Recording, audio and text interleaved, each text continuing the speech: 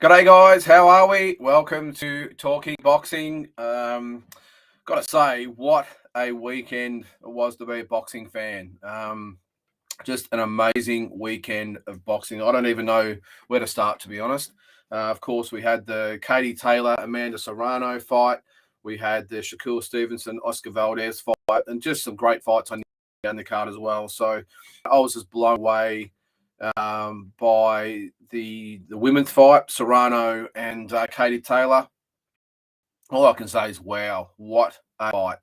And I think we're at the stage now where we don't just say what a great women's fight, we just say what a great fight. I just think both girls totally transcended the whole myth, I suppose, of the men's versus women's. Look, I know every fight's female fight's not like that, of course, but just absolutely blown away. Won by the commitment of Eddie Hearn, excuse me, and Jake Paul in putting this fight together and pulling it off.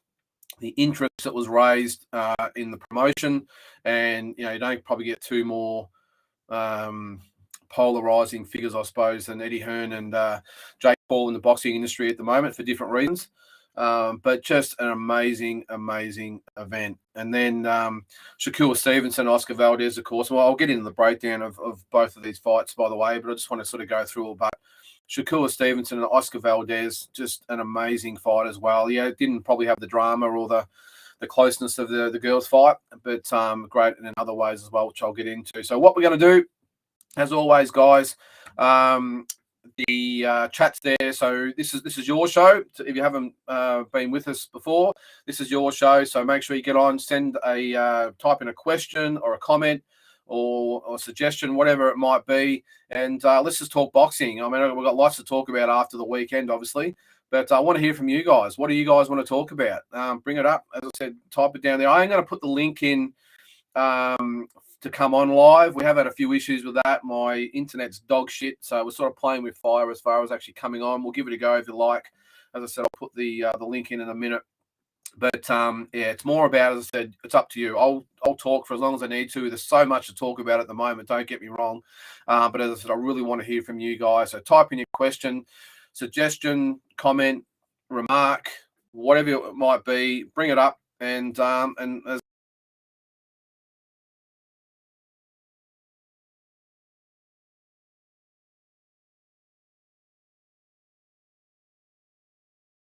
there, but we'll see how we go. I am with Starling, by the way. Now, if you don't know, I live in regional Victoria, and this Starlink is supposed to be the ant's pants. It's on, but we're still having issues. So hopefully it's not too bad. If you can't see me properly, at least hopefully you can hear me properly. But we'll see how we go. So I'm going to put the link in now. So I'll copy the link. As I said, this is playing with fire, guys, especially now with my internet. So see how we go. Type in a question. Let's go. I'm going to start as a weekend fights. The girls, for starters, Katie Taylor, Amanda Serrano. And as I said at the start, holy shit, wow. I did see that apparently this fight was tried to be made by Eddie Hearn for the last few years. Couldn't get it done. Jake Paul's obviously come on the scene, taken Amanda Serrano under his wing, which is apparently the reason why the fight got made. I don't know. Jake Paul, as we know, loves to toot his own horn and tell us all how great he is, but apparently that was the reason why Jake Paul wanted the fight as well and sat down with Eddie Hearn to get it made. And I'd sort of find that hard to believe that, if Eddie Hearn had both girls in the past, why they couldn't make it. I'm assuming there was the money issues or whatever, but no matter what, I'm really glad they actually waited for this fight, because if it had been 3 years ago, yeah, it would have been a big fight in the women's boxing scene. Probably wouldn't have got a lot of attention from the mainstream media and mainstream boxing fans, especially male boxing fans. But the fact they've waited that long, and it was just almost like the perfect storm of an event, and it comes along once probably every decade, where there's just a fight that just everything's bruised and the perfect storm happens and they just come on and away we go. So I'm just going to check my see how we're going on there. So it looks like you can hear me okay. Just the vision might be a little bit scratchy, but we'll see how we go. Get those comments going there. But yeah, on the girls' fight, as I said, I'm really happy they waited those extra 2 or 3 years to make it happen, because Amanda Serrano's been around a long time. I think she's a 9-time world champion. I'm not exactly sure. Haven't got a record in front of me there, but 9 times world champion. I'm not sure that's in 9 divisions. I doubt it. But just 9 different titles. So just an amazing feat. Did hear about her a while back in 2015/2016, when I was promoting Shannon O'Connell. We were actually offered to fight Amanda Serrano at one stage in Madison Square Garden. No, actually, it might have been Barclays Center in New York, on one of the big cards over there. It might have been a Danny Jacobs fight from memory. And for one reason or another, the fight didn't happen. And, it was just one of those opportunities that went begging. But back then, she was the top dog in women's boxing. Of course, Katie Taylor's come on since then and taken over that mantle. But as I said, that perfect storm of coming together. The only other times I've seen it is maybe, Canelo, Golovkin. We had Mayweather, Pacquiao.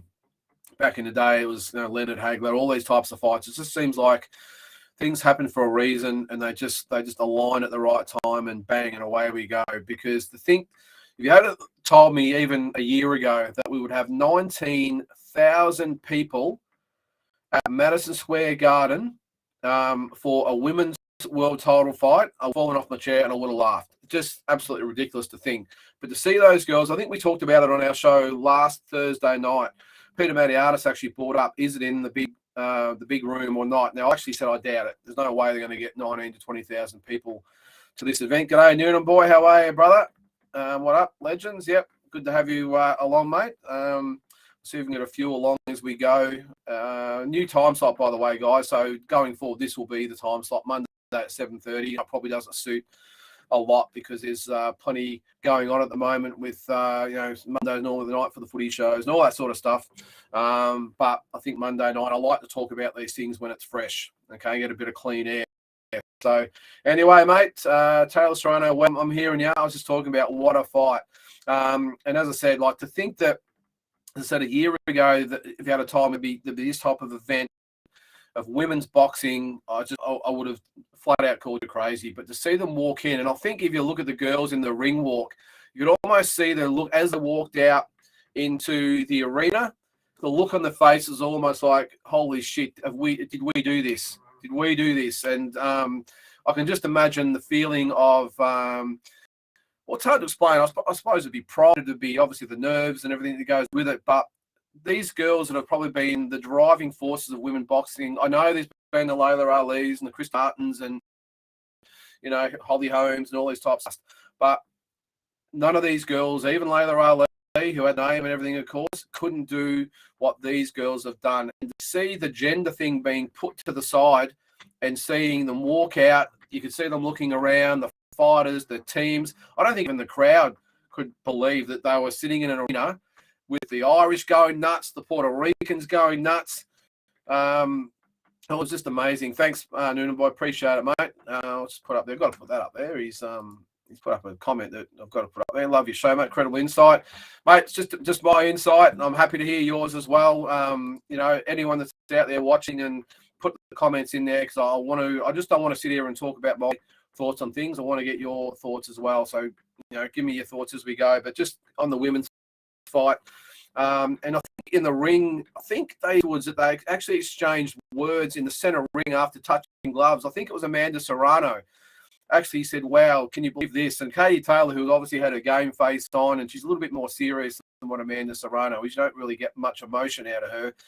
You could even see her with a little wink or a little smile, and it was funny because I sat down with my wife, who normally watches all these fights with me.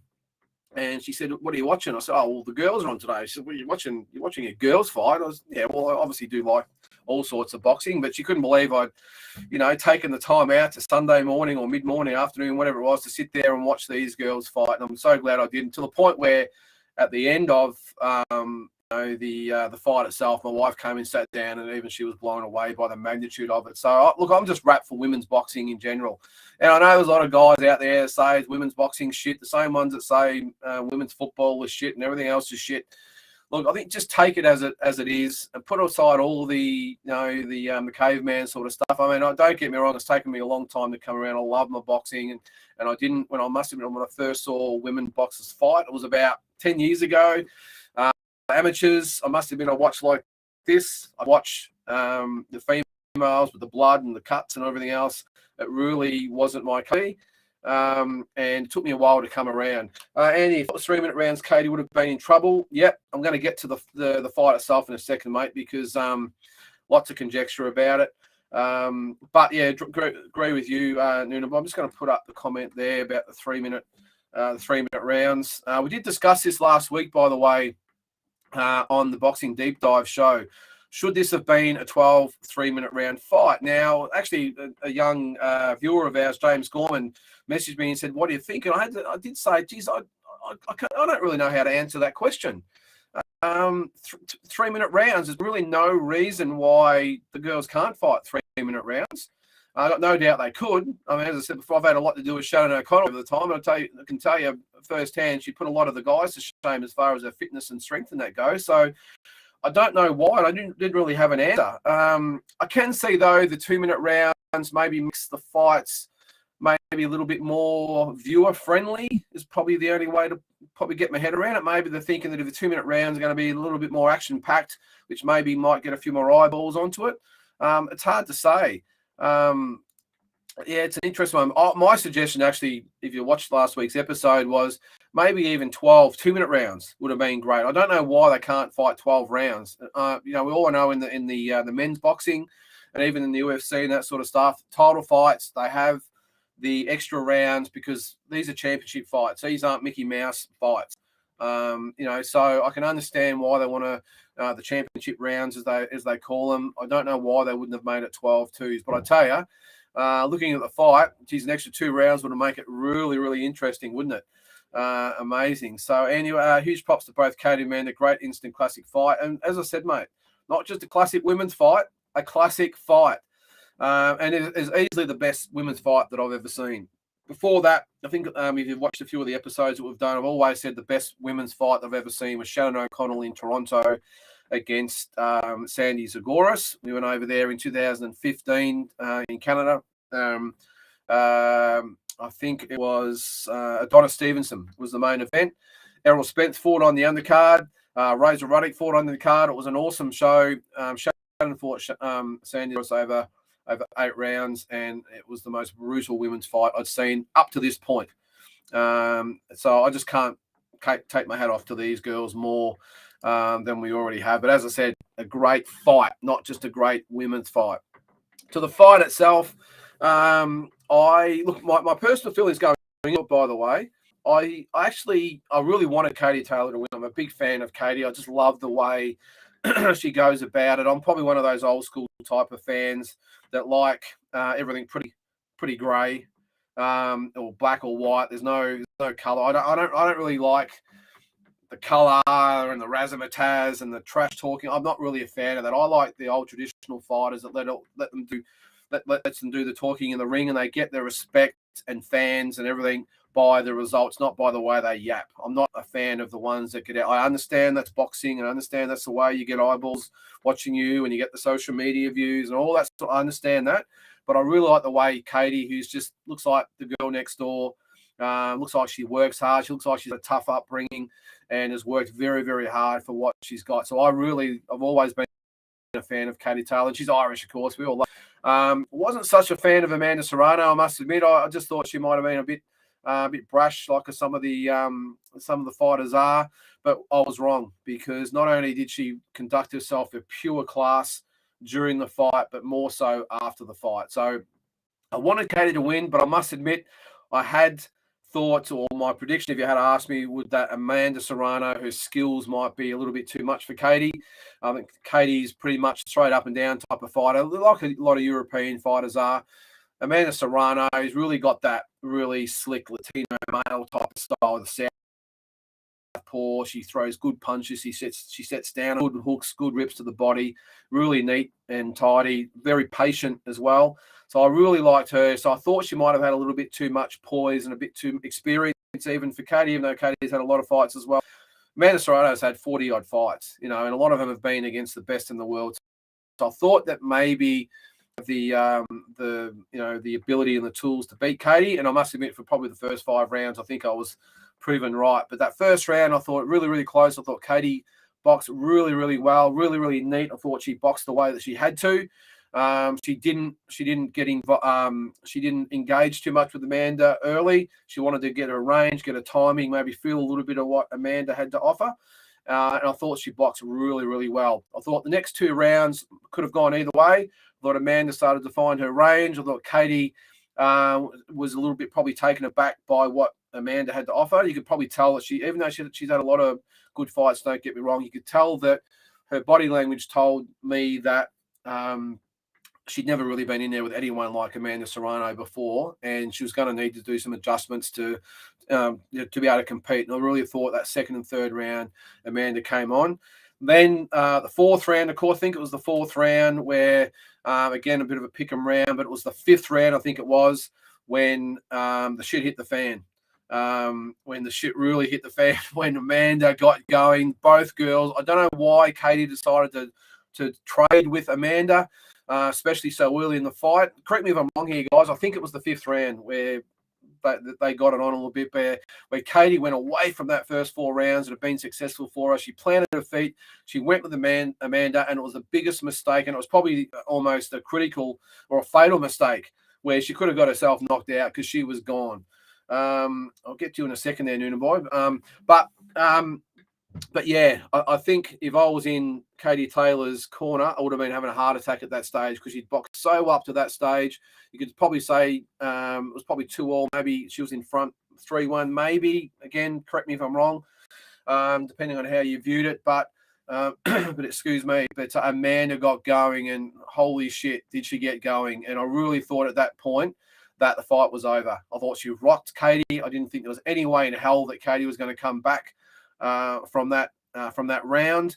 Thought it could have almost been a 10-8 round. I didn't score it 10-8, by the way. I gave it to Amanda 10-9, but it was probably as close as a 10-8 round as you could probably get. And I really thought that was it. The fight was going to be over after that. And I thought Amanda had finally got her range, her timing. She'd really got to let Katie taste her power. And I thought Katie in the corner, she looked dejected. She looked gone. She wasn't responsive to a corner. And as I said, I thought she'd come out in the next round and they would stop the fight, if I'm to be honest. But like true champions do, she regrouped. I was really surprised that Amanda didn't push the issue a lot more. I thought she really let Katie off the hook, which really surprised me considering her experience and the way she'd got her range and the fact that Katie, you could almost see the canary still going around her head. And I think that's where she lost the fight, because I really think she had Katie gone. If she had to really push it, I'm not sure whether she was gassed. I doubt it. It was only the 6th round. These girls are super fit, and she did come home strong. But for some reason, not only Amanda can answer, she let Katie off the hook. Katie regathered. She got a sense. I don't think she maybe won the 6th round, but she could tell that she started to get her faculties back. She started to get her timing and range back. She had another round to recover, and 7th, 8th, 9th, and 10th. I thought she won the 7th, 8th, and 9th round to get herself back in the fight, and I thought the 10th round maybe could have gone either way. I did give her the last round. I thought she did land some bombs in the last probably 30 seconds that gave it to Katie. But I must admit, I didn't know which way it was going to go. Before we get into that, Nick Noonan boy, what have we got there, mate? So, Shannon fought San USA. It was actually Toronto, mate. It was Toronto, Canada. And up the shotgun for sure, mate. And if you haven't seen that fight out there, guys, YouTube it. Shannon O'Connell, Sandy Zagoras. Now, you've never seen anything like it. Just to recap, I know we're going on about the other girls here, but I've got to, every chance I get, I've got to mention it. Shannon was outboxed for probably the first 3 or 4 rounds, I think it was. She'd had a massive cut right down the middle of her forehead. She had blood everywhere. Out of nowhere, she just let the right hand go. She timed it absolutely beautiful and dropped Sandy like she'd been shot. And I thought the fight was over right there and then. I was in the corner. We thought it was over.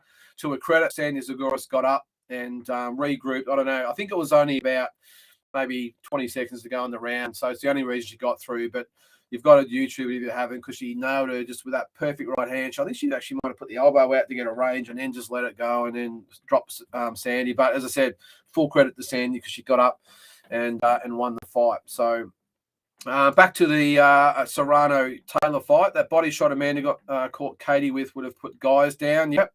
It shows the type of determination Katie has sustained. Mate, 100%. And it wasn't just, obviously they're not just headshots, it was body shots. And I don't know why. Like Katie, she is hard. I mean, and Amanda Serrano is as well. But Katie, she's just, like, there's no fat on her whatsoever. And you could tell those shots were hurting, but she's, I don't know how she took those shots. I don't know how in the world she got through the 5th and 6th rounds. But as I said, she let Katie off the hook. True champions regroup, and she just she opened the door that much, and Katie took her shot. And again, I still don't know what possessed Amanda to take the foot off the gas. I know it's easy outside the ring to say, well, you got to push it. But the 6th round, she had Katie obviously the 5th round, she had her gone. 6th round, she was still in trouble. 7th round, I think she was still feeling it. But for some reason or not, Amanda just let her get her confidence back a little bit, and that's history. Having said that, the scores, 96-94 for Serrano, 96-94 for Katie, and the other one was 97-93 for Katie. I really can't see how you would have it 7 rounds to 3 for Katie. I did have it 6 rounds to 4 for Katie, so 96-94, like the judge had it for Katie, but they made no arguments whether it was a draw or even if Amanda had a 1. So many close rounds, and especially that 5th round, if you had called it a 10-8 round, which I would have had no problems to do that. So such a good fight. I was in the States when it was on. Watch it from LA. That's interesting, mate. That's awesome. And you remember that Adonis Stevenson was the main event on that card. I think he fought Tommy Carpenter, I think you pronounced it. I don't know. Correct me if I'm wrong. Probably wasn't the best main event, but I remember Errol Sports fought Van Herden, who just fought Conor Benn a couple of weeks ago. Really good bloke too, Van Herden was. Chris Van Herden, that is. And a young guy I think we spoke about a week or two ago, Colin Pritchard, who had it all going for him. He won that fight, and unfortunately his next fight after that suffered the brain injuries and never fought again, and has had all sorts of troubles, but apparently is on the mend, so that's good. I'm really glad you saw that, Nick. That was in America. It was a great fight, great card to be part of. I remember meeting Razor Ruddock. Didn't give me anything, by the way. Ignorant prick he was, but I didn't care. I wanted an autograph, and I got it. I remember meeting Tony Otava, Lennox Lewis. It was just a great event to be at. And obviously Adonis Stevenson in the main event as well. So very, very cool to be part of those events over there. I'll just tell a quick story about that before we move on there, Nick. The next day, we had to get up. We were going to Vegas. So we went from Toronto. We had to get up at like 5 in the morning. We had to jump on a plane. We had to fly to Las Vegas for the Mayweather and Andre Berto fight. And I know I'm getting off the point here, guys, but it's talking boxing, so I can talk about what I want.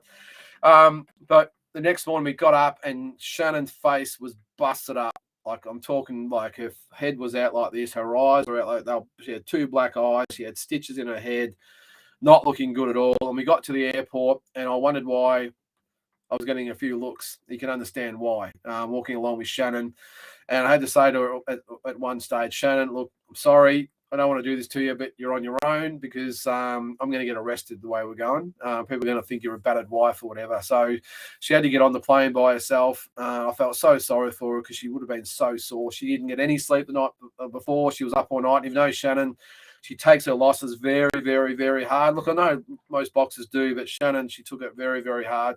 She didn't sleep. She got up. I remember she was my alarm. She banged on the door at like 4:30 in the morning and said, "Let's go." And we got on the plane. But we did go over to Vegas. She perked up after that, of course, because we saw Mayweather and Berto. We actually went to the expo, the boxing expo, at the convention center that day. I don't know if any of you guys have been out there, but if you get the chance, do it.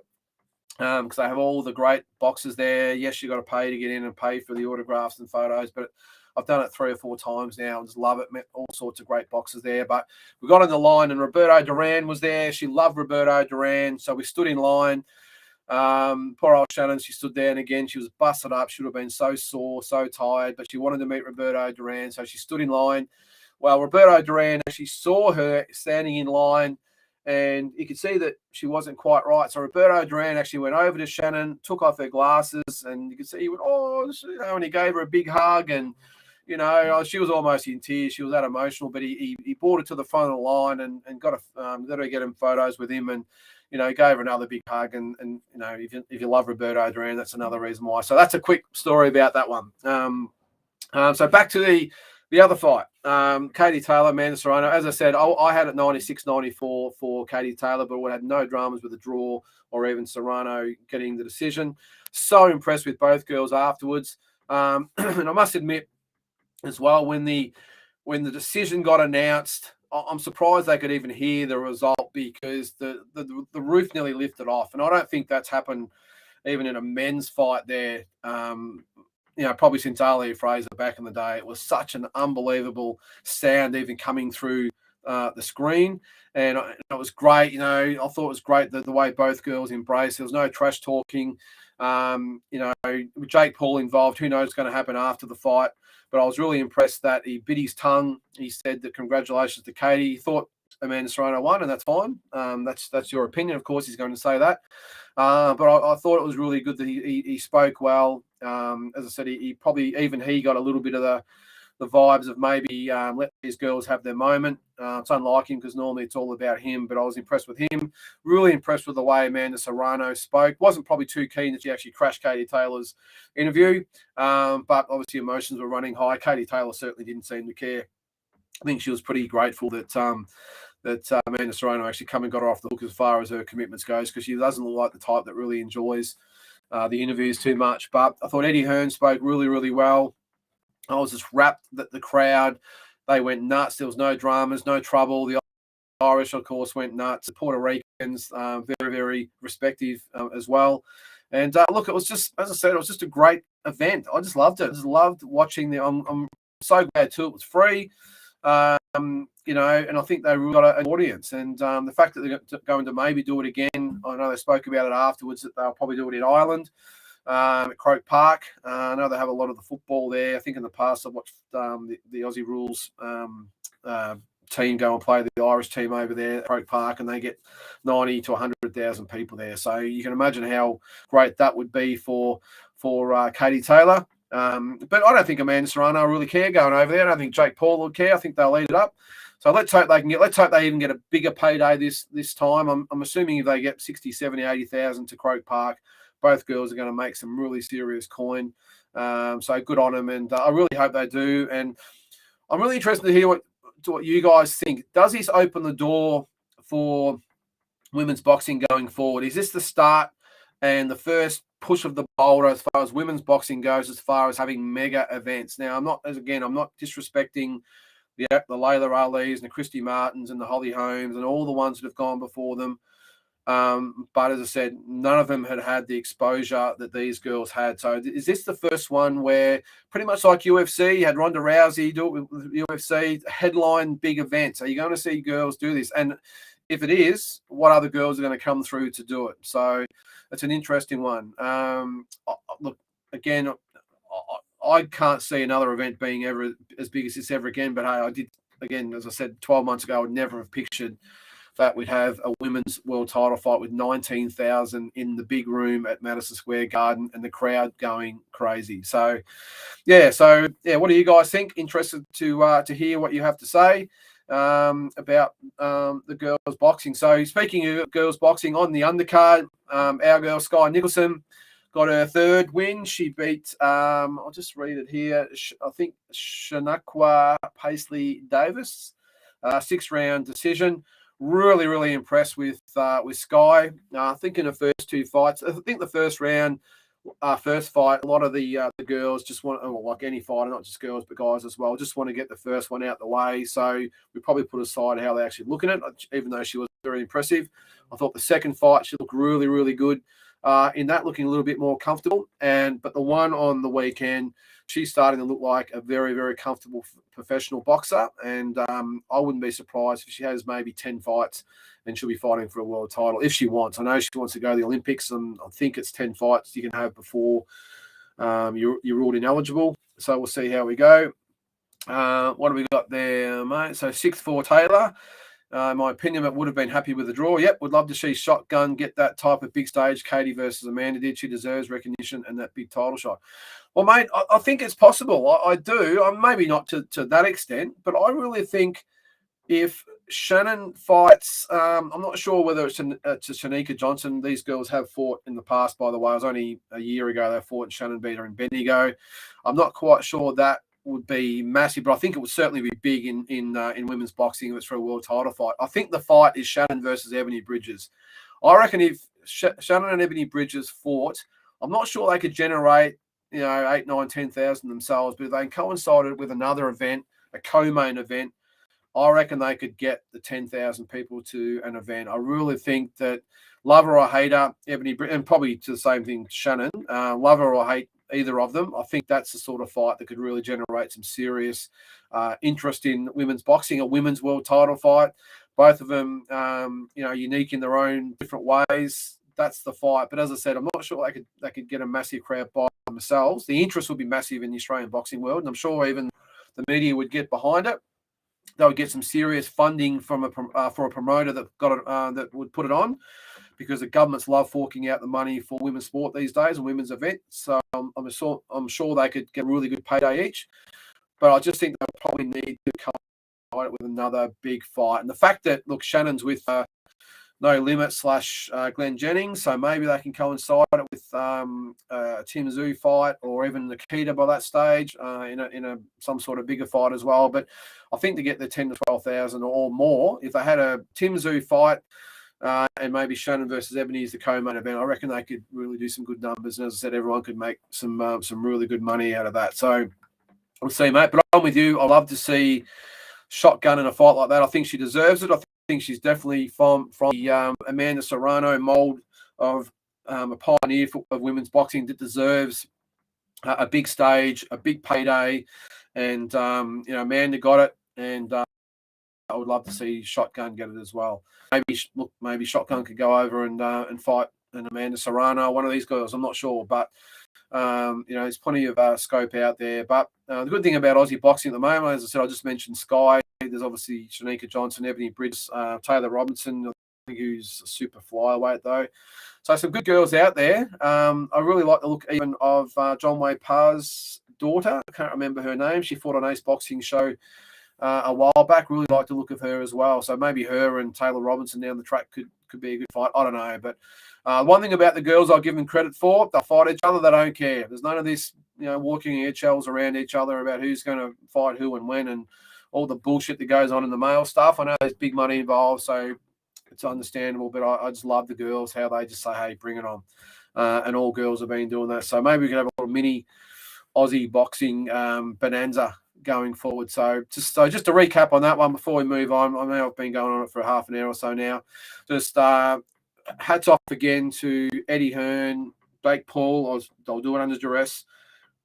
Thanks to him as well. The girls, you've got a fan, in me going forward. And I'm sure a lot of other people as well, because I think a lot of boxing fans that maybe not have given women's boxing a chance would have looked at it the other day and went, holy shit, that's cool. Last one before we move on there, Katie versus Amanda put some great lights on women's boxing. Yep, great performance by our side. Davis was over depth, Sky's timing and distance. Yeah. And look, I've got no drama to that. Look, I think someone like Sky, she's in no hurry. I think she's only 25. I think she might be. She still wants to compete the Olympics. So I've got no dramas with her fighting 8, 9, 10 times against types of girls just to get a foot in the water. And you've got to remember, it's not just about just turning pro and it all comes good. You've got to adjust so many different things, which is why a lot of these young up and comers do have the 8, 9, 10 so-so fighters coming up, because not only do you got to learn to fight in professionals with the rounds, and you got the different gloves, but not just that, it's also being in a training camp. It doesn't normally happen in amateurs because you're just fighting all the time. So you don't really get a chance to, or you don't have to be in training camps because you're always in one long camp. A bit like football, I suppose. It's a season almost with amateur boxing. So get used to the training camp, get used to obviously things like the media attention, the as I said, the different gloves they wear, the no head guards. There's so many different things they've got to get used to.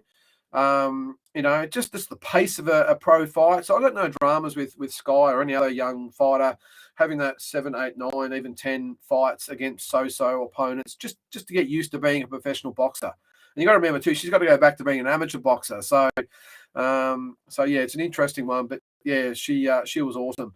Really impressed with Sky, and I got no doubt that she'll not only fight for a world title, I think she'll win a world title down the track. Let's get on to the other fight yesterday, which is Shaquille Stevenson, Oscar Valdez. Obviously didn't have the emotion or the closeness of the girls' fight, but I really loved it because first and foremost, we had two undefeated world champions, great world champions, going up against each other in a packed-out MGM Grand Arena. You can't get any better than that. The attention that it got. It did go probably the way I thought it would. I think we spoke about it last week on the Deep Dive show.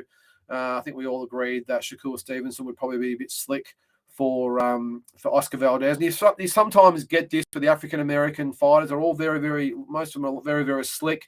They've got that style that just suits or just makes it hard for the Latino type of fighters. Latino fighters traditionally aren't overly fast with their hands or feet. Obviously, the toughest fighters on earth, don't get me wrong, and they'll keep coming, but they almost play into the hands of the African-American fighters. Are always pretty slick and got the angles and speed. Latino fighters traditionally have a bit of problem with that. So I was one, and Tuzzy was the same, that thought Shakur Stevenson would win a decision.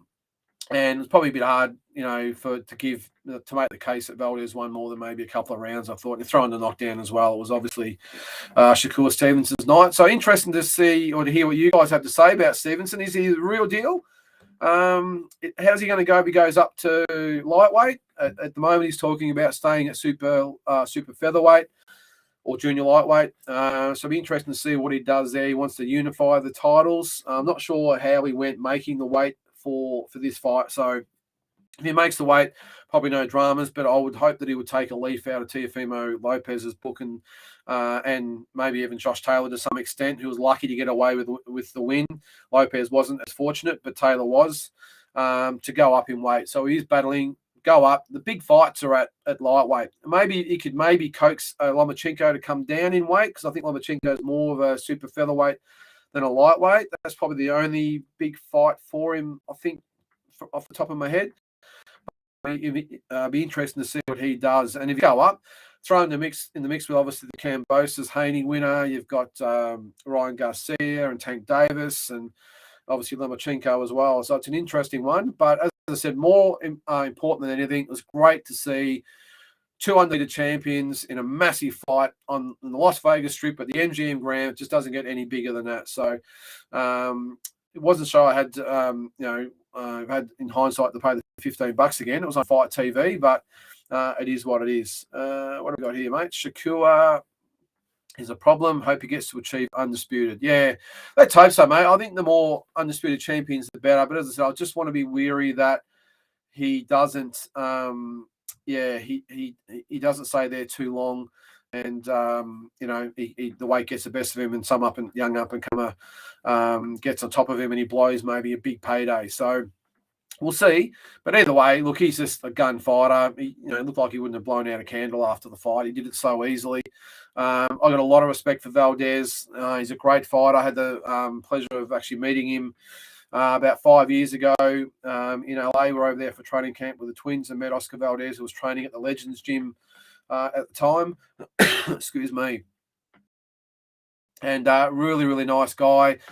Interview for us about the Twins. He didn't spar either of them because I think he had a fight a couple of weeks after that, so he didn't spar. But he was very, very complimentary of the Twins. Just a real gentleman, and I'm sure he'll be back. He was pretty disappointed afterwards, but yeah, he'll be back. And as I said, his style just wasn't made for Shakur Stevenson. I think Valdez will probably suit some of the others, but we'll see what he does. Hopefully he continues to go on. I'm sure he's got a few good fights left in him. But we'll see. I just want to mention another fight before I move on. I did mention before on the Taylor and Serrano undercard. The Liam Smith, Jesse Vargas fight. I was actually quite impressed with Beefy Smith. I thought he was finished after Canelo had pretty much eaten him alive. Granted, Jesse Vargas, has probably seen better days, I suppose. Looked gassed after 4 or 5 rounds, but that was a lot to do with Liam Smith, and I really thought that he fought really well. Could Liam Smith be an opponent for Tim Tszyu? Is that an option down the track for Tim? I think that would be a great fight. Not sure whether it's a fight Tim probably needs right here and now, but we don't know what's going to happen after the Charlo and Castano rematch. It's only a couple of weeks away, and we'll go over that next week. But, if the winner of that, they could be 9, 10, 12 months out of the ring. So Tim's not going to want to wait for that. I think, does he want to fight a Liam Smith or one of these guys in the interim? We'll see what happens. But, it's an interesting one. What do you guys think? And if they did fight, who do you think? I think Tim has got him more than covered. But could be a good fight for in the meantime. I wanted to just a quick one also just on the Madison Square Garden card. The Jake Paul situation. He's back on August 3rd. What do we make of Jake Paul? Is he good or bad for boxing? I've been along the lines of I think he's a flop. But I must admit over the weekend, I sort of come around a little bit as far as maybe having a little bit of a soft spot. I still think he's completely delirious about where he falls in the scheme of things. But as far as the boxing landscape goes, is he to credit for a lot of these things that are starting to happen and the attention it's getting and everything else? I'll just quickly get back to that in a sec. Valdez is an awesome fighter. Shakur was just a puzzle he couldn't solve. Yeah. I agree with you, mate. I think Stevenson should have had it taken off at some stage for that. I think he got warned about half a dozen times. So I was saying just take a point off. It wouldn't have made any difference, of course, but you can't do that. And if you didn't see it, he had the hand out measuring him, and then he would throw the left hand afterwards, and you can't do that. So, but yeah, on the Jake Paul situation, I've always thought he was a flog. I thought he was bad for boxing. I thought it was getting boxing the attention for all the wrong reasons. But I must admit, the fighting side aside, the fighting side, I should say, is probably another topic. But I think as far as actually being involved in boxing, being involved in the promotions, obviously getting involved in women's boxing, is that element of it a positive? And as I said, is he good for the sport? I actually thought the reason why the girls got a lot more exposure on the weekends because of him, as much as I hate to say it, because I hate this whole YouTube phenomenon that we're getting at the moment. But he took Amanda under his wing. She fought on his undercard a couple of times, got a bit more attention, obviously, with his backing as well. Obviously, Eddie Hearn's the man. We all love Eddie. But together they were able to generate the money and the interest and the backing to make the fight happen. So outside the ring, is Jake Paul good for boxing? On the inside of the ring, I'll still stick to my opinion that until he actually fights a boxer, he's totally irrelevant in boxing. I'm not sure whether you saw the interview that he did with Eddie Hearn. Really, look, respect to Eddie Hearn. He was holding to his face. He said, mate, I don't rate you. I don't rate what you've done, and you'll get eaten alive as soon as you fight a live boxer. I thought that was really good from Eddie. This is why he's the man. Jake Paul, I think it's pretty hard to argue with it, by the way. He tried his best. Something about the knockout of the year or whatever. Well, mate, if you actually knock out a proper fighter, you might get a bit more cred, but he didn't knock out a proper fighter. So we'll see what happens then. As I said, he's fighting on August 13th, so we'll see what happens with that one, whether he does actually fight a real fighter, whether it's Tommy Fury or someone else. Now, I want to go over something. Time's getting away from us a little bit there. Last week on the Deep Dive show, we spoke about rankings. Well, I spoke about rankings on the talking points. And I really want the opinion of you guys out there, whether I'm right or wrong. Now, just to recap what we spoke about, Peter explained, and I think we all sort of get it with the sanctioning bodies, how they work. And yes, you align yourself with one sanctioning body and you fight these little fights at the right time, at the right place, and the right guy who's got the right ranking and all this other bullshit that goes on with it. And you slowly creep up till you get yourself in a voluntary or even mandatory position. Now, I'm not talking about someone like looking at Australian boxing like a Tim Tszyu, because he's fought his way up the chain to get to that number one ranking and he deserves it. But we use the example of even Michael Zarafa. Now, I want to do a comment. Now, before I put the comment, this is a YouTube comment. My comments on it were that Michael Zarafa, now I've got it here, I'm just going to bring it up so I can see it. Now, Michael Zarafa's ranked IBF number 2. Which is great. He's going to get his world title shot, and that's awesome. But he's not ranked WBC or WBA top 15. Now, putting aside the way it works, Michael's obviously aligned himself for the IBF and done what he has to do to get that shot. But is there something wrong with the sanctioning bodies when you can be ranked number 2 by one and not ranked in the top 15 by the others? There was another guy there, and I can't remember his name. Actually, I've got it here. Noel Givo, his name was. He's ranked the WBC number 1 challenger in the WBC cruiserweight division. He's not ranked by the other 3 organizations at all. So not in the top 15. So that's what I was trying to say, is that's what's wrong with boxing at the moment with sanctioning bodies, that, you can be ranked number 1 by one, not ranked in the top 15 by others. It's just bullshit. It's just crap. What were some the other examples we had there? Joe Joyce at heavyweight, WBC number 2, WBO number 1, which is great, but not ranked in the top 15 by the WBA or IBF. WBC and light heavy, not ranked by. Now, comment that I got here from Matthew Charles. Great show, guys.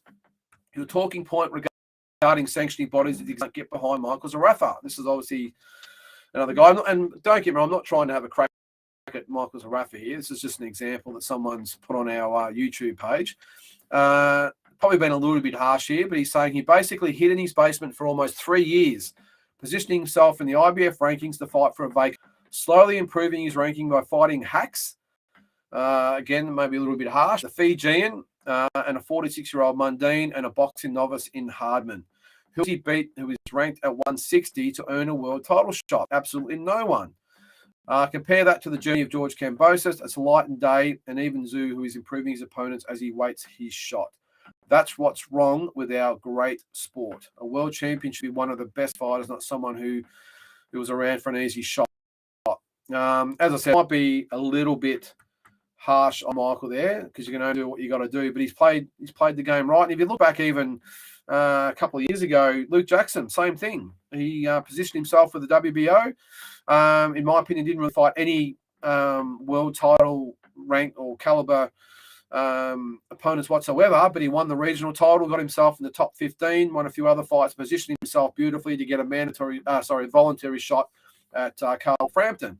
So that's probably the smart way to do it. Is it the way I like to do it? Probably not, but it's a smart way to do it these days, and they do it. But doesn't mean I have to agree with the fact that just because you align yourself with an organisation, you can just pick and choose and get to that position and, as I said, not really be ranked, because there's a big difference between, say, being the number 1 ranked contender and being the number 1 fighter in that division.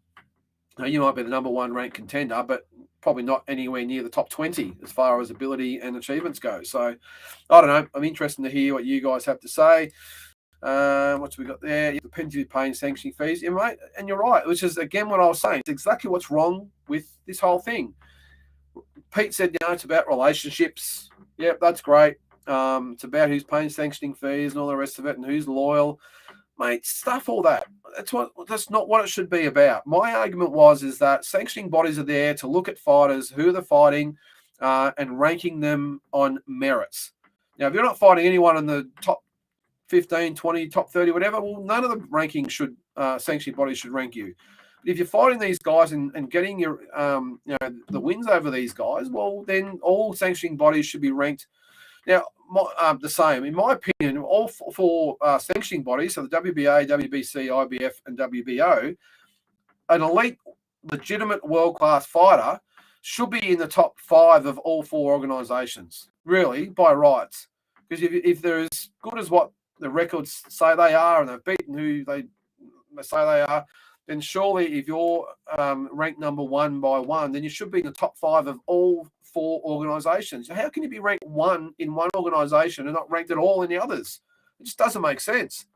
So I would think, regardless of sanctioning fees and who's bloody kissed someone's ass at the WBC and who's shouted them a bloody lap dance at the club or whatever it might be after the fights, shouldn't be about that. It should be about the WBC is looking at this particular fighter and saying he's ranked number 7.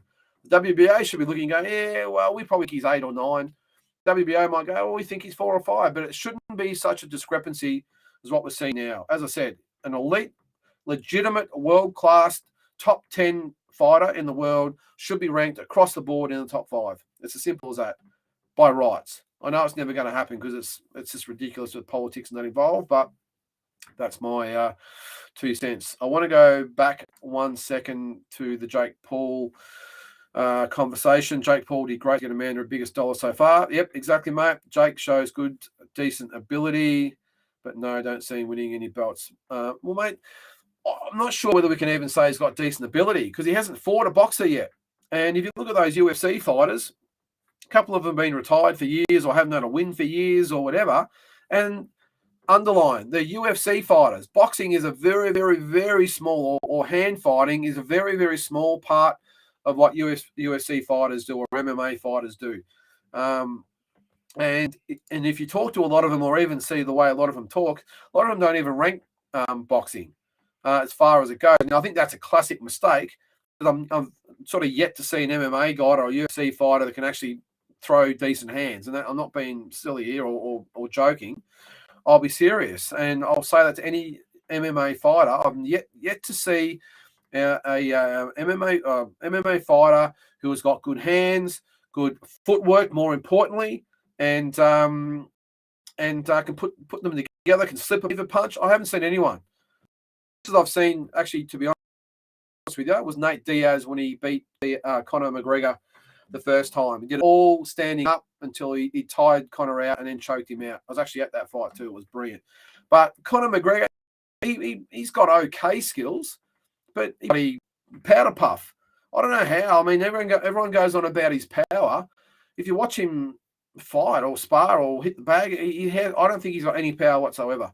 I think the ones in the knockouts he's had in the UFC have been about timing and the fact that the guys he's fighting have got no defense with hands either.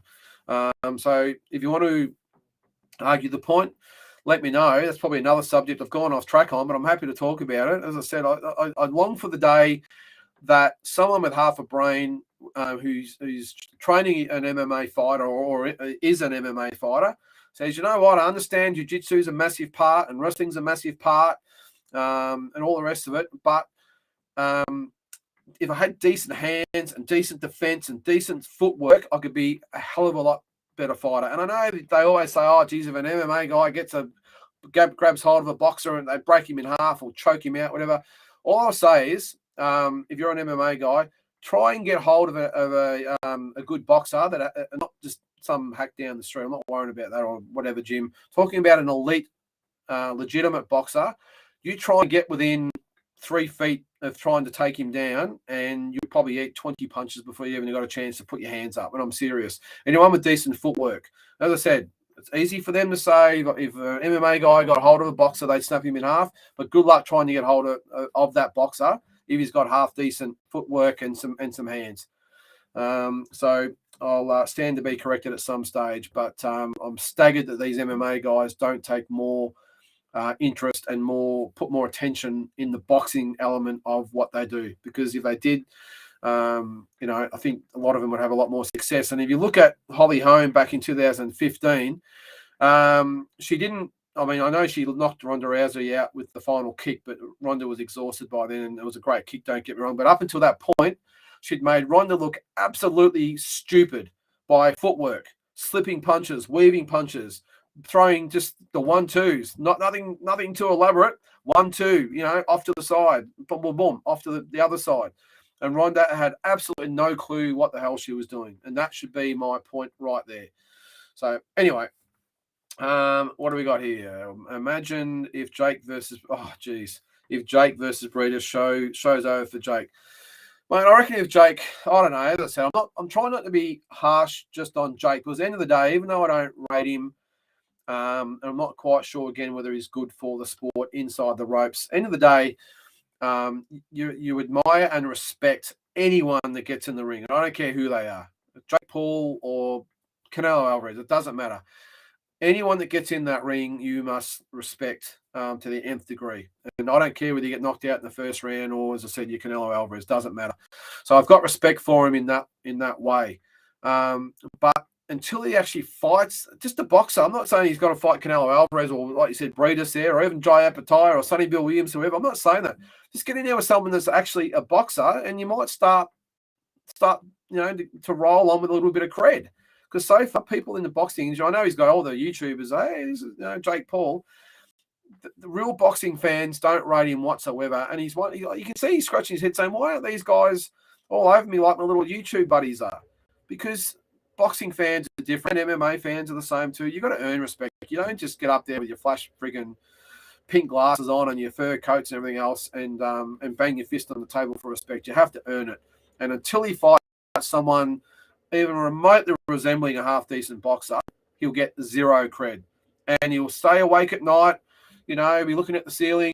Why don't these people love me? I've had 5 knockouts, and how great am I? And I'm doing this, and mate, you're doing nothing. Yes, you're making money, and good luck to you. That's great. End of the day, that's what you're in the sport for.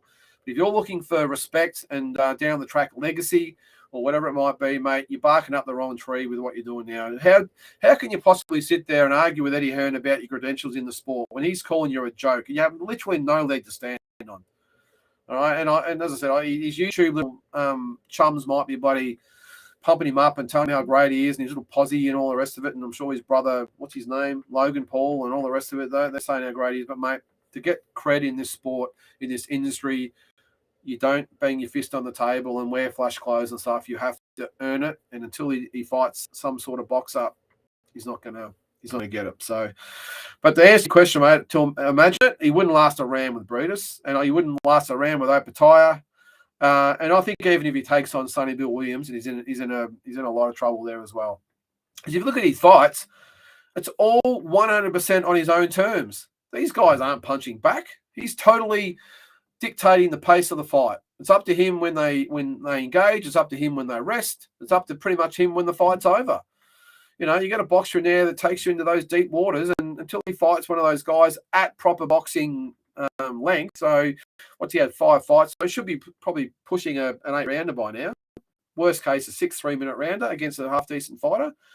Then we start the ball rolling, put aside all those other 5 fights. I want to see him start his boxing journey. If he's serious about fighting for a world title down the track, and he's probably 4 or 5 years away from that realistically, but maybe his profile might get him one before that. But if he does, all I can do is see him get him knocked out. It's as simple as that, especially at cruiserweight. So, and I have to laugh when he talks about fighting Conor McGregor. And mate, Conor McGregor fights at 154, 160?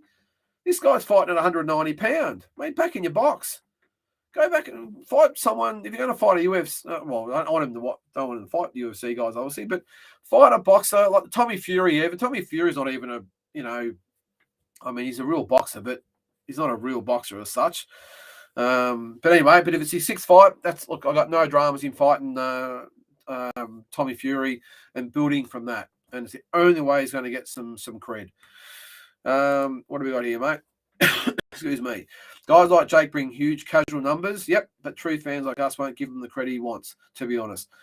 That's what I was saying, mate. At the end of the day, does he just want the social media views? Does he want the YouTube views? Does he want, obviously, the money? Does he want the fame? Then what he's doing, he's going to get that. But if he is serious about becoming a proper fighter, as I said before, he's sitting there scratching his head, wondering why everyone's, not jumping on board, probably crying himself to sleep at night, wondering why. That's why. So it's as simple as that. And I really love the fact that Eddie Hearn called him out. He had nowhere to go. Eddie Hearn saying, mate, you're not a serious boxer. And Jake's sort of saying, but I had the knockout of the year. Yeah, okay. I had the knockout of the year, mate, over a guy that was, got in on 2 weeks' notice, and he'd already knocked out before that, I think, or he'd beaten on points, whatever it might be. Got on a couple of weeks' notice and, look for a nice comfy spot to land after a hit, if you ask me. But anyway, so interested to see what you guys think of that. Now, where is... Hang on, I've just lost my screen there. I'll get him back up there. Hang on, so you can see me. All right, bit of light back on there. So I'll get my... All right, here we go. All right, so that's my view on the ranking. So let me know what you think about that. As I said, I don't understand why, if you're a legitimate world-class fighter, top 10 fighter, why you're ranked in one at the top and you're not ranked in the other three. Let's move on, guys. We haven't got long to go. That was Matthew Charles. I just want to go quickly onto, and I'll share my screen here. Now, this is the pound for pound top 10. I want your opinions. I'm going to bring it up here. It'll come up. All right. Immediately to the side. This is what I put on the deep dive show last week. So looking through that, I don't think anything's changed. Again, I'll be interested to hear your opinions. Canelo, number 1. Terence Crawford, number 2. Noah Anui, number 3. Tyson Fury, 4. Alexander Usyk, number 5. Errol Spence, 6. 7 is Roman Chocolatito Gonzalez. 8 is Triple G Golovkin. 9 is Juan Francisco Estrada. And 10 is George Kambosos Jr. Now, Shaquille Stevenson, does he come into the mix? Does he possibly maybe take George's spot? I don't know. I don't want to turf our man George out, but does that win yesterday maybe do enough to get Shaquille Stevenson in? That's probably the only one I can think of. Is it time to get some girls in there? But they've probably got their own top 10, of course. But so interesting to see what you guys think there. Another comment we actually had on that. Where is it? About Kambosos. I'll probably be called a hater for my opinion on the Kambosos win over Teo, but in my opinion, the magnitude of that win was greatly exaggerated. Ooh, playing with fire a bit there, Justin. As good as the fight and win was, George didn't unify the division by systematically challenging and beating other belt holders to be crowned the kingpin. That is a huge feat that only a few have accomplished. George didn't win the belts. He acquired them in one win by beating a guy who also didn't unify the division. Biggest win in Australian boxing history, unified champion, etc. Sorry, but it was just a good one-fight win that will, from this point, start his journey to possibly being great. Besides that, I like what he's doing and the direction he's going. Sell out 50,000 seats and win. His next fight will sell out 60,000 seats. And if he keeps winning, he will one day be considered a great, but he's not there yet. Oh, I can agree with that, Justin. I do think it's really hard on George. Does it matter that he had to beat all the different world champions to get the unified belts? Do we put more credence on the ones that have won the titles as they've gone, or just someone that just goes there and wins all the belts and won it? I personally don't think it matters. I don't think it matters whether you've unified them or you just win them from the guy that unified them. I don't think. I think it's a little bit unfair. But yeah, look. I think for George, the proof in the pudding is going to be his fight with Haney. Now, I don't think any of us will argue the fact that George's fight was just one in a lifetime or one in a decade achievement boxing team. I thought it was awesome what he did. But remember, 5 years ago, Jeff Horn beat Manny Pacquiao at that stage, the biggest upset in Australian boxing history. But he had the first defense over who was Harry Corcoran. Nice, we'll say the soft first defense. That's great because they get a defense under his belt. But then got ruled by Crawford. So it'll be interesting what happens now with George. If he follows it up, and I think he will, over Devin Haney, he'll be viewed a little bit differently. But as much as I love George and admire him and respect what he did, that's what I'm waiting for. And he does look, to be honest with you, he might never necessarily have to win, but he has to put in that world-class champions performance for the last win to be taken seriously and legit. But as I said, I've got no doubt that he will do it. But as I said before, Horn couldn't do it, and many others couldn't either. So it'd be interesting to see what happens there. So I'll go back to me. We'll get rid of that there. Kambosos has to be in there, being arguably undisputed at lightweight. Beat the man who beat the man. Yeah, that's why I see it too, mate. Doesn't matter whether you've beat all the champions along the way. You beat the man who beat the man. So you are the man. Arguably undisputed. I don't think there's any doubt he's undisputed, mate. I don't think Haney being given the title makes him a champion at all. I think George is the undisputed champion without doubt. I do love the fact, though, that he said, well, I'll just put it to bed anyway. Even though I am the undisputed champion, I'll put it to bed anyway and bring on the other so-called champion, and let's do it. Let's get it done. And that's what I love about George Kambosos. Bring him on.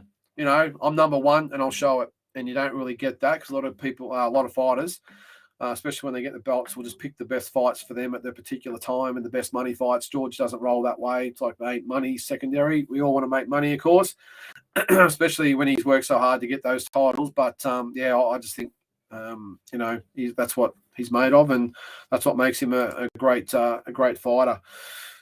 Just on this weekend, guys, we'll get on to, before I go, we'll get on to some of the things happening this weekend. Of course, we've got the big one, Canelo and Bivol.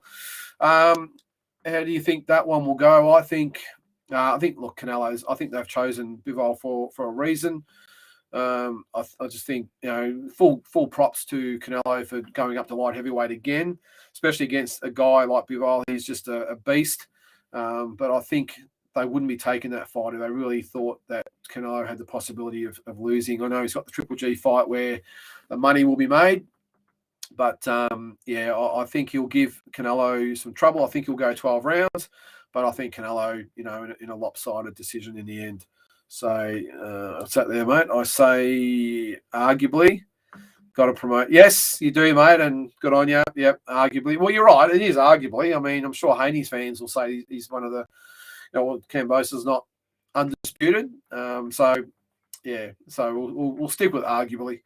But in my opinion, it's not really an issue at all. All right, so Canelo Bivol this weekend on the Aussie scene. Let's have a quick look through. We've got, yeah, I'm going to try. No, I don't think I'll be able to do that, share my screen. All right, so this weekend, we've got a show up in Hornsby, New South Wales, near Sydney. I don't know any of these guys on it. It's Travis Druce versus Jonathan Tuhu. One is making his debut. The other is 1-11, so I'm not quite sure it'll be a massive show up there. Alex Carrioti versus Ashley Rosen Haskew. Alex Carrioti is 1-1-1. Ashley Rosen Haskew is making their debut. Danvers Kushuri, I love names on this card, with the TBR cards going ahead. There's only 14 rounds in there. I'm assuming maybe it's a Pro-Am, I'd say. But we'll see. And the other ones this weekend, big one up on the, I was going to say the Gold Coast in Brisbane, Ace Boxing. Ben Kelleher, 15-4-2, taking on Peter Salsui, 0-1 for the vacant IBO Oceania Oriental Cruiserweight title. It's a bit of a mouthful there. They only fought a month or two ago, I think. Salsui got the nod there, so that's a rematch for that. On the undercard, Ben Hussein fighting Joel Peters. Hussein is 4-1. Pavlidis is 2-0-1. And also on that card is Jalen Tate. Manuel Mate, who we saw fight Harry Garside a month or so ago. They're going at it for the Australasian lightweight title over 8 rounds. And the Kelleher Salsui fights 8 rounds as well. So that'll be a real one. You know, Ace Boxing up there. Don't do anything by halves. That will be a ripper. I think it's Ace Boxing. So I think it is anyway. And then also this Saturday, really looking forward to this. I'll just check there. Yep. It is Matteo Tapia against Rolando Wenceslao Manzilla over 10 rounds for the WBA Oceania Super Middleweight title. Really like Matteo Tapia, 13-0, taking on Manzilla, who's 18-9. Really looking forward to the undercard. Nathaniel May, cheeky, 21-3, fighting Rivo Ring Kung, I think his name is, 37-31-6. Really great to have Nathaniel Cheeky May back. He's such a talent. Was going great guns there until his trainer unfortunately passed away a couple of years ago. I think he was sort of in the wilderness after that. But from what I've heard, he's back on track up there now. He's training with Gareth Williams, with Sean O'Connell and Jack Bowen up there. Knowing those guys, they will get around him and get him back on track. So looking forward to that one. Speaking of Jack Bowen, on the undercard, he's fighting Les Sherrington. Rising, Jack Bowen 5-0, Les Sherrington 38-16, been around a long time. We'd probably like maybe to see Les hang them up, but look, you're a long time retired. Probably could have picked an easier opponent to come back against than Jack Bowen, who's an absolute beast. And I think he'll be in the world scene before you know it. Really, really good young fighter. Also on the undercard, Ben Cameron's 2-0 against Arthur Jukes, I think it is, making his debut. Marcus Nelson 3-0 against Luke Scully, making his debut. And there's another Cameron Hands, Sam Cameron Hands against Favisi Asako on the undercard as well. And Jason Malia, I know, great young talent, multiple Australian champion as an amateur, signed with Probellum as well. He will be one to watch as well. He's up against Alfred Samuel, who's making his debut. And lastly, next Wednesday, we'll probably preview this next Monday as well. Sam Goodman, we'll get to the main event first. Paul Gallen, Chris Szewski, 10-1-1. Paul Gallen, 12-1-1. On the undercard, Harry Garside, 2-0. Leighton McFerrin, 5-1. Should be a good fight. Sam Goodman, 10-0. Famiya Fuzi, 11-1. Really looking forward to seeing Sam Goodman fight again. Great young talent. And, of course, speaking of great young talents, Nikita Zoo, 1-0 against Mason Smith, who is 5-0. And also on the undercard, we've got Francis Chua against Hironori Mashiro. 11-0 is Mashiro. Chua is 8-2-1. And Hassan Hamdan, another Jeff Fennick protege, 4-0. He's up against Trent Gurm, 3-0 as well, over 6 rounds. So some good fights happening this weekend. Really looking forward to that. And just on that card, I'm actually going to be up there for that event on May 11th, so I'll let you guys know all about that and what happens up there, flying up to Newcastle to be part of Newcastle and watch Zoolander himself and the Nikita Zoo in another fight against, as I said, Mason Smith, which will be a good card as well. For this show, guys, really appreciate you joining the episode tonight. Not as a marathon like last week where it went for 2 hours. Which definitely tested out the vocal cords. But look, I'll talk for as long as we have to. But really enjoy having you guys along. Make sure you comment, ask any questions you might have. Drop us a line on our social medias. Make sure you watch Friday morning. The Boxing Deep Dive show comes out. Probably discuss a few things we've talked about tonight on that show as well with Peter Mattiatis and Grant Tassie Brown. And also look out for Dream Fights, which is out the moment, Triple G versus Nigel Ben, and the classic fight this week was Leonard Duran won. So plenty going on. We put out 3, 4, sometimes 5 videos a week. Always things going on the Boxing Deep Dive channel, but it doesn't mean anything without with your input and support. So I really appreciate all the comments we've had, all the messages. It means a lot. We're slowly growing. It takes time with these things, but all the people who have jumped on board and love what we do, again, we really appreciate it. So there it is. That's it for another episode of Talking Boxing. Make sure you join in next Monday night at 7:30. Thanks for watching.